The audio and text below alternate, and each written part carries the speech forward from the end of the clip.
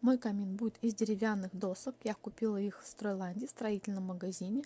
На полу разложила примерно, как будет выглядеть камин. Вы можете это увидеть. Основные доски я купила, и большая часть у меня была уже в остатках каких-то деревянных щитов или просто досок.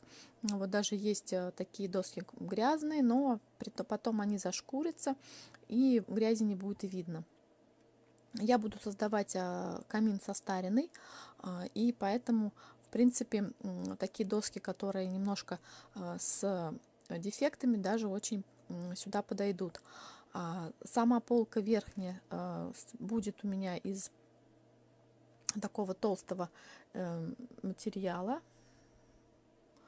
Вот. А по размерам вы можете подбирать сами. У меня примерно высота 90 сантиметров. Вот. И ширина самих досок я также смотрела на глаз. Самые верхние доски вы будете подбирать под ваш размер. Я выбрала вот такой вариант. Мне он подходит под мой интерьер. Далее досочки я буду шлифовать и состаривать, брошировать и покрывать морилкой. Морилка у меня палисандр. Первый слой буду наносить в один слой. Такой красивый цвет получается, но он не окончательный у нас.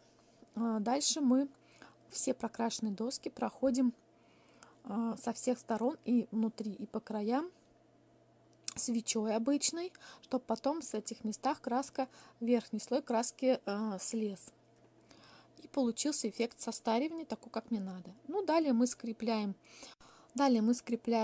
доски, все, которые у нас были, так, как мы задумали изначально. Сзади тоже скрепляем.